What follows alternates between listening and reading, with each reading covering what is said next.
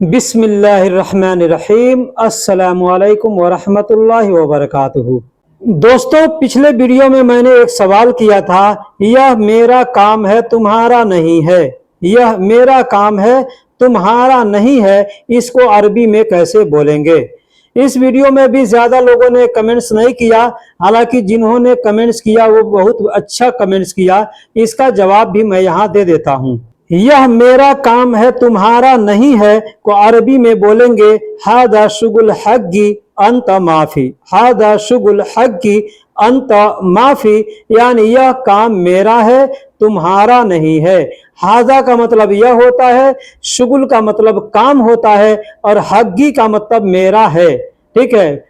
और अंत का मतलब तुम्हारा, माफी का मतलब नहीं है। कहना होगा यह काम मेरा है तुम्हारा नहीं है, इसको अरबी में कहेंगे हादा शुगुल हग्गी अंत माफी।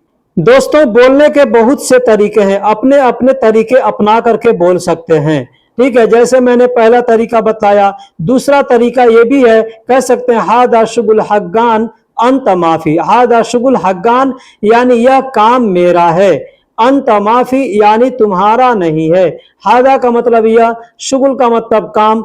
पिछले जुमले में मैंने बताया कि हग्गी, लेकिन यहाँ पे हग्गान, हग्गी का मतलब होता है मेरा और हग्गान का मतलब होता है हमारा।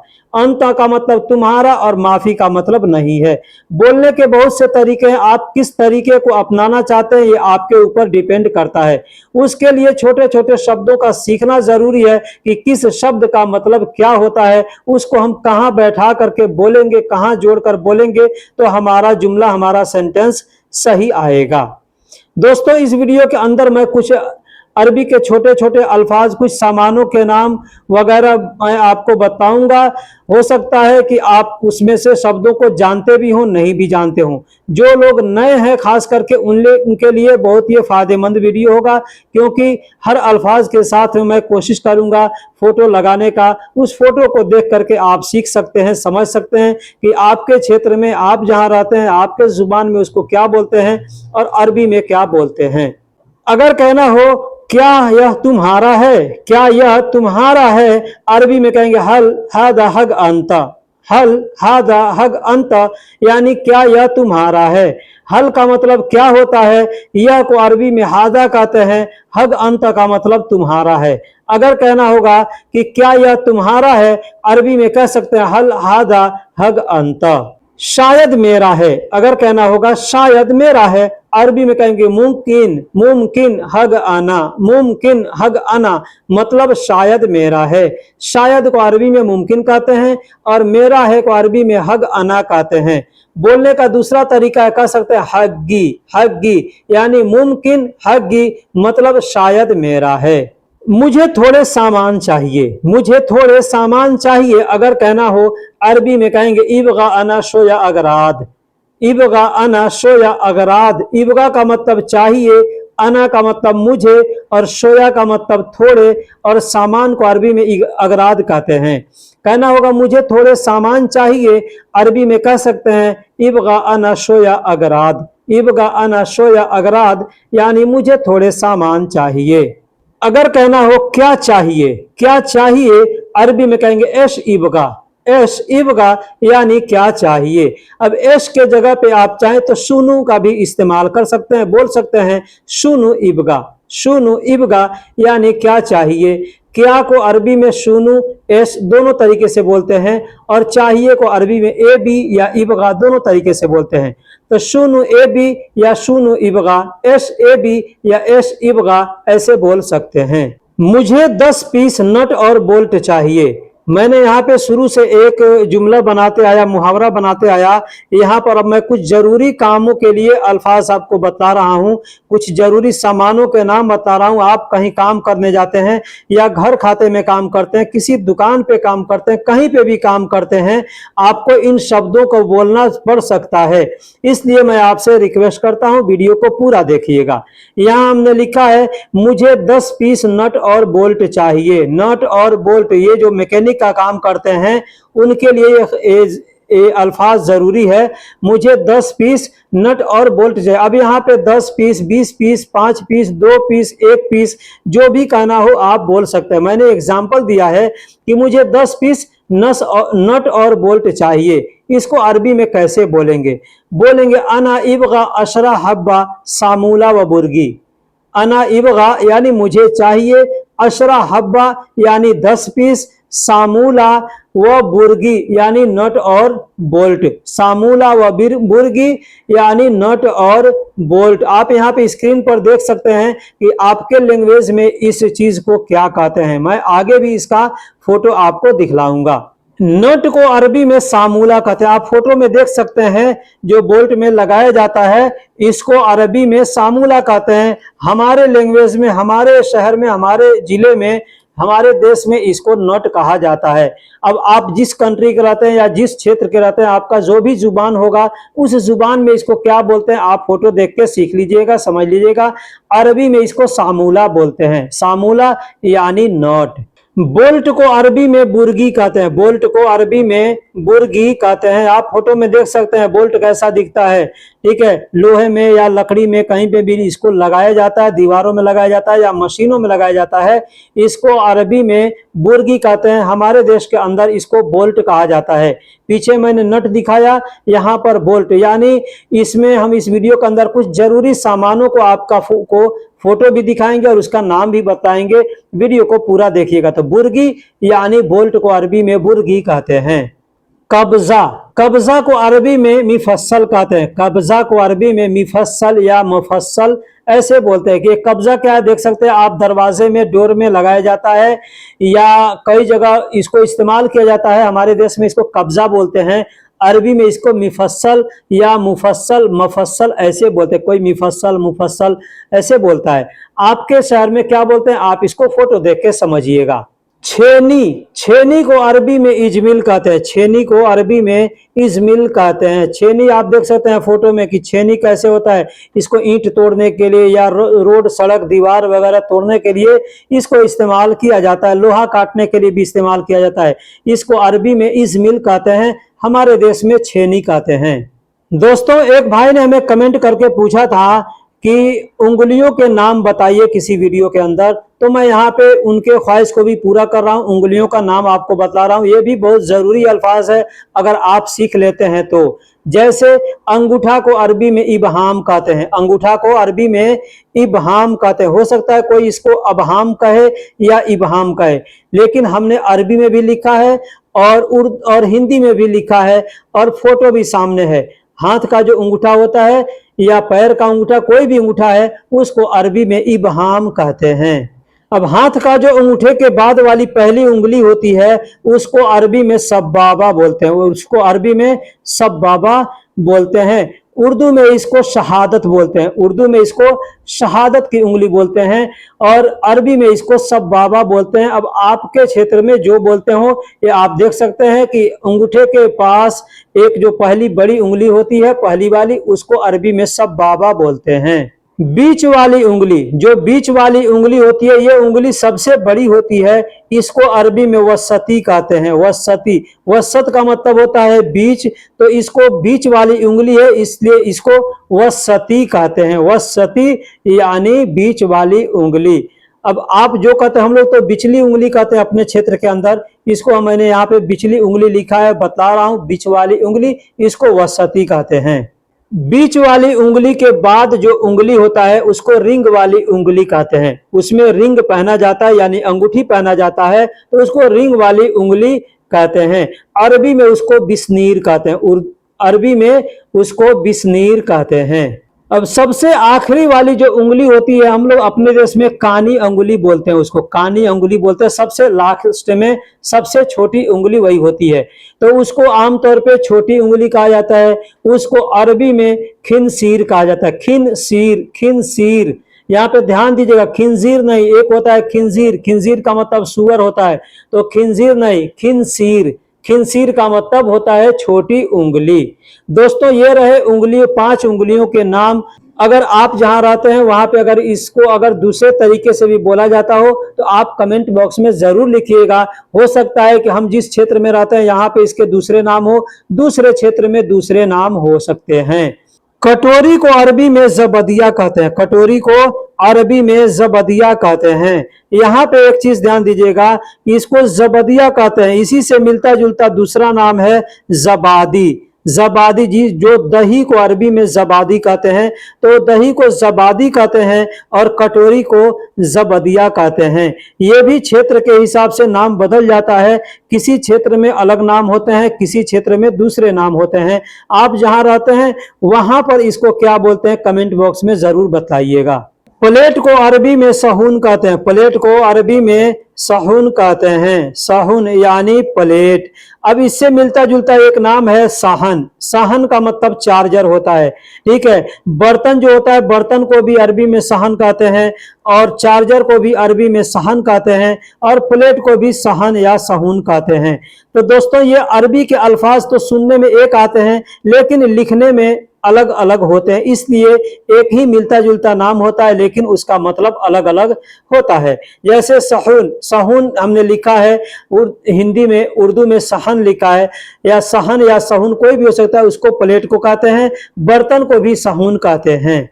कांटे वाले चम्मच को, जिससे खाना खाया जाता है, कांटे वाला चम्मच जो होता है, इसको अरबी में शोका कहते हैं। शोका यानी कांटे वाला चम्मच। हमने कांटा चम्मच लिखा है तो कांटे वाले चम्मच को अरबी में शोका कहते हैं। चम्मच को अरबी में मिलागा कहते हैं। चम्मच को अरबी में मिलागा कहता है। अब इसको मिलागा मलागा ऐसे बोलते हैं, कोई मलागा कहता है, कोई मिलागा कहता है। दोस्तों, जो भी चीजों का मैं नाम बता रहा हूं, आप जिस क्षेत्र में रहते हैं, अगर आपको लगता है कि इस क्षेत्र में दूसरा नाम बोला जाता है तो आप हमें कमेंट बॉक्स में जरूर बताइएगा कि आपके क्षेत्र में इन चीजों को क्या बोला जाता है। जैसे चम्मच को यहाँ पर हम जहाँ रहते हैं वहां पे मिलागा कहते हैं। केतली को अरबी में गल्लाया कहते हैं। केतली को अरबी में गल्लाया कहते हैं। आप फोटो में देख सकते हैं केतली, जिससे चाय बनाया जाता है या पानी गर्म किया जाता है, उसको अरबी में गल्लाया कहते हैं। हैंगर को अरबी में अल्लाका कहते हैं। हैंगर को अरबी में अल्लाका कहते हैं। हैंगर के बहुत से किस्में होती हैं, कुछ कपड़े टांगने के लिए, कुछ बर्तन टांगने के लिए, कुछ रिंच वगैरह मैकेनिक के दुकानों में टांगने के लिए। तो जिस चीज का हैंगर होगा उसका नाम लेके बोल सकते हैं। जैसे ये कपड़ा टांगने वाला है, इसको कहेंगे अल्लाह का मलाबिस। अल्लाह का मलाबिस यानी अल्लाह का मतलब हैंगर और मलाबिस का मतलब कपड़ा होता है। अल्लाह का मलाबिस यानी कपड़े वाला हैंगर। जैसे कहना हो हैंगर लाओ। हैंगर लाओ अरबी में कहेंगे जिब अल्लाक। जिब अल्लाक यानी हैंगर लाओ। जिब का मतलब लाओ और अल्लाक का मतलब हैंगर होता है। कहना होगा हैंगर लाओ, कहेंगे जिब अल्लाक। अगर कहना हो दूसरा लाओ, दूसरा लाओ अरबी में कहेंगे जिब तानी। जिब तानी यानी दूसरा लाओ। अब ये कोई भी चीज के लिए हो सकता है, कोई भी चीज दूसरा मांगना हो किसी से तो आप कह सकते हैं जिब तानी यानी दूसरा लाओ। जिब का मतलब लाओ और दूसरा को अरबी में तानी कहते हैं। दूसरा हैंगर, दूसरा हैंगर अरबी में कहेंगे तानी अल्लाह। तानी अल्लाह, तानी का मतलब दूसरा और हंगर को अरबी में अल्लाह कहते हैं। दोस्तों, ये तीन जुमले मैंने इसलिए बताया कि मैं लॉन्ड्री के अंदर काम करता हूं, हमारे पास अक्सर कस्टमर आते हैं तो इन शब्दों को वो अक्सर बोला करते हैं। कोई कहता है तानी अल्लाह, कोई कहता है जिब अल्लाह, कोई कहता है जिब तानी। इस तरीके के जुमले हमेशा बोलते रहते हैं। हो सकता है ऐसा जुमला आपके साथ भी लोग बोलते हो, इसलिए मैंने इस वीडियो में इस जुमले को दे दिया। गद्दा, गद्दा जो बिस्तर पे बिछाया जाता है या जमीन पे बिछाया जाता है या कुर्सी पे बिछाया जाता है, उसको अरबी में फिरशा कहते हैं। फिरशा यानी गद्दा। अब ये जमीन पे भी बिछा सकते हैं, बिस्तर पे भी बिछा सकते हैं या बेड या कुर्सी वगैरह पर भी लगा सकते हैं, उसको अरबी में फिरशा कहते हैं। अब फिरशा जो जमीन पे कालीन, मखमल वाले कालीन लगाए जाते हैं, उसको भी अरबी में फिरशा ही कहा जाता है। अलमारी, अलमारी को अरबी में खिजान कहते हैं। खिजान, खजान ऐसे बोलते हैं। एक तो होता है खजान, खजान का मतलब टंकी भी होता है, और ये बर्तन रखने वाला जो अलमारी है इसको भी अरबी में खिजान कहते हैं। ठीक है। अब एक होता है अलमारी जिसमें कपड़ा वगैरह रखा जाता है, उसको अरबी में दुलाब कहते हैं। ठीक है। जिसमें दरवाजे लगे होते हैं उस अलमारी को अरबी में दुलाब कहते हैं। और जिसमें दरवाजे नहीं है, सिर्फ रैक लगे हुए हैं, उसको अरबी में कपट कहते हैं। और जिस में बर्तन वगैरह रखने के लिए जो किचन वगैरह में रखा जाता है, उसको अरबी में खिजान कहते हैं। कंघी को अरबी में मिश्त कहते हैं। कंघी को अरबी में मिश्त कहते हैं। मिश्त यानी कंघी, बालों में कंघी करने वाला जो कंघी होता है उसको अरबी में मिश्त कहते हैं। कारपेट, कारपेट को अरबी में बब कहते हैं। अब यहाँ पे ध्यान दीजिएगा, कौन सा कारपेट? ये कारपेट जो दरवाजे के पास रखा जाता है इसको अरबी में बब कहते हैं। बाब का मतलब दरवाजा होता है और बब का मतलब कारपेट होता है, जो दरवाजे के सामने पैर को साफ करने के लिए रखा जाता है। ठीक है, उसको अरबी में बब कहते हैं। एक जो कारपेट होता है जो जमीन पे बिछाया जाता है, उसको अरबी में जो मखमल वाले होते हैं यानी कालीन होते हैं, उसको अरबी में फुरसा कहते हैं। और जो प्लास्टिक वगैरह के कारपेट होते हैं उसको अरबी में, ये जो रबड़ वगैरह के, उसको अरबी में बब कहते हैं। बब ये छोटे छोटे होते हैं, 1 मीटर, आधे मीटर, 2 मीटर के, इसको अरबी में बब कहते हैं। टब, इस टब को आप देख सकते हैं, इसको अरबी में हौज कहते हैं। हौज। अब ये हौज कई प्रकार के होते हैं, जैसे कहीं गड्ढा छोटा सा तालाब बना हुआ है, आपने अक्सर देखा होगा मस्जिदों के अंदर हौज बने होते हैं, उसको अरबी में हौज कहते हैं। आपने वॉशिंग मशीन देखा होगा, वॉशिंग मशीन के अंदर पानी रख के कपड़े वॉशिंग किए जाते हैं, उस जिसमें पानी जमा किया यानी कपड़ा वॉशिंग किया जाता है, उसको अरबी में हौज कहते हैं। ये बर्तन जो वॉशिंग किया जाता है या हाथ वॉशिंग करने के लिए जो बेसन होते हैं, उसको भी अरबी में हौज कहा जाता है। जग, जग को अरबी में इबरिग कहते हैं। जग को अरबी में इबरिग कहते हैं। पानी रखने वाला जग हो, दूध रखने वाला जग हो, या चाय रखने वाला कोई भी जग होगा, उसको अरबी में इबरिग कहते हैं। अब यहाँ पे इबरिग मोया लिखा हुआ है, अरबी में हमने लिखा है यानी पानी का जग। अब जो चीज का जग है उस जग को आप वैसे बोल सकते हैं, पानी का जग है तो इबरिग मोया। बस जैसे किसी से कहना हो पानी का जग लाओ, तो क्या आदमी लाएगा? पानी वाला जग लेके आएगा, तो उसको इबरिग मोया बोलेंगे। अगर किसी से कहना हो कि चाय वाला जग लेकर के आओ, नाम जब बताएंगे तभी कोई आदमी लाएगा, नहीं तो ऐसे जग तो बहुत से प्रकार के होते हैं। तो जो चीज का जग होगा उसका नाम लेके बोलेंगे। टेबल को अरबी में तौला कहते हैं। टेबल को अरबी में तौला कहते हैं। अब जैसा टेबल होगा उसको बोलेंगे वैसे। जैसे बड़ा टेबल है तो कहेंगे कबीर तौला, छोटा टेबल है कहेंगे सगीर तौला। अब जो चीज का टेबल है, जैसा टेबल है, जिस काम में आने वाला है, उसका नाम लेकर के बोल सकते हैं। जैसे यहाँ अरबी में लिखा हुआ है, हमने लिखा है तौला कहवा, तौला गहवा, यानी गहवा वाला टेबल है यानी कॉफी वाला टेबल है, इसको यहाँ पे हमने तौला गहवा लिखा है। ये छोटा टेबल है, इस पे चाय वगैरह पानी वगैरह रख करके खाते पीते हैं, तो इसलिए हमने यहाँ लिखा है। गिलास को अरबी में कांसा कहते हैं। गिलास को अरबी में कांसा कहते हैं। कांसा का मतलब गिलास होता है। अब यहाँ पे हमने अरबी में लिखा है माँ। यहाँ पे गिलास में आप देखिए पानी भरा हुआ है, तो पानी को अरबी में माँ कहते हैं, मोया कहते हैं, माई कहते हैं। कई तरीके से बोला जाता है। तो हमने यहाँ दोनों बता दिया कि पानी को माँ, मोया या माई कहते हैं, और गिलास को अरबी में कांसा कहते हैं। कोर्ट को कचहरी को अरबी में महकमा कहते हैं। कोर्ट को कचहरी को अरबी में महकमा कहते हैं। महकमा यानी कोर्ट या कचहरी दोनों एक ही अल्फाज है, तो महकमा कहते हैं। क्लिनिक को अरबी में अयादा कहते हैं। क्लिनिक, क्लिनिक होता है ना गांव में एक छोटा सा हॉस्पिटल टाइप का होता है, जहां कोई एक डॉक्टर होता है और बैठ करके इलाज करता है। तो सेम सेम सऊदी के अंदर भी है एक बड़ा हॉस्पिटल होता है जिसमें ऑपरेशन वगैरह हर चीज का इलाज होता है। एक क्लिनिक होता है जहाँ पे छोटा मोटा हल्का फुल्का बीमारी का इलाज किया जाता है, उसको अरबी में अयादा कहते हैं। हॉस्पिटल को अरबी में मुस्तशफा कहते हैं। हॉस्पिटल को, अस्पताल को अरबी में मुस्तशफा कहते हैं। पीछे मैंने बताया छोटा मोटा अस्पताल है उसको क्लिनिक कहते हैं यानी अयादा कहते हैं। बड़ा अस्पताल है जिसमें हर तरह का बीमारी का इलाज हो रहा है, उसको अरबी में मुस्तशफा कहते हैं। फायर स्टेशन, फायर स्टेशन यानी फायर ब्रिगेड, जहाँ पे गाड़ी रहती आग बुझाने के लिए, उसको अरबी में मरकज तफाया कहते हैं। मरकज तफाया, मरकज तफाया। मरकज का मतलब स्टेशन होता है, ठीक है, और तफाया का मतलब होता है आग बुझाने वाला जो होता है, उसको अरबी में तफाया कहते हैं। तो फायर स्टेशन को मरकज तफाया कह सकते हैं या महत्ता तफाया भी कह सकते हैं, महत्ता तफाया भी कह सकते हैं, मरकज तफाया भी कह सकते हैं। पोस्ट ऑफिस को अरबी में मकतबा बरीद कहते हैं, पोस्ट ऑफिस को अरबी में मकतबा बरीद कहते हैं। ऑफिस को अरबी में मकतब कहते हैं, सब लोग जानता है, ठीक है, और पोस्ट को अरबी में बरीद कहते हैं। तो पोस्ट ऑफिस कहना होगा, कहेंगे मकतबा बरीद, मकतबा बरीद यानी पोस्ट ऑफिस। स्कूल को अरबी में, विद्यालय को अरबी में मदरसा कहते हैं। मदरसा बहुत से लोगों के मन में होता है कि मदरसा जो इंडिया में कहते हैं तो मदरसा का मतलब कुछ और लोग समझते हैं, लेकिन स्कूल जो होता है ये इंग्लिश अल्फाज है, उसी को हिंदी में विद्यालय कहते हैं, अरबी में उसको मदरसा कहते हैं। यूनिवर्सिटी, यूनिवर्सिटी को अरबी में जामिया कहते हैं, यूनिवर्सिटी को अरबी में जामिया कहते हैं, यूनिवर्सिटी को अरबी में जामिया कहते हैं। इसको आमतौर पे लोग जामा कहते हैं, ठीक है, जामा, जामा यानी यूनिवर्सिटी। बैंक को अरबी में मशरफ कहते हैं, बैंक को अरबी में मशरफ कहते हैं, मशरफ यानी बैंक। अब कोई भी बैंक होगा उस बैंक का नाम ले सकते, बोल सकते हैं, जैसे हम लोग कहते हैं ना state bank, central bank, Punjab bank, अपने बैंक में जो भी है अपने देश के अंदर जब जो बैंक है उसका नाम लेकर बोलते हैं, उसी तरीके से अरब के अंदर भी है बैंक, उसका नाम लेके आप बोल सकते हैं मशरफ यानी बैंक। तो दोस्तों वीडियो कैसी लगी आप हमें कमेंट बॉक्स में जरूर बताइएगा।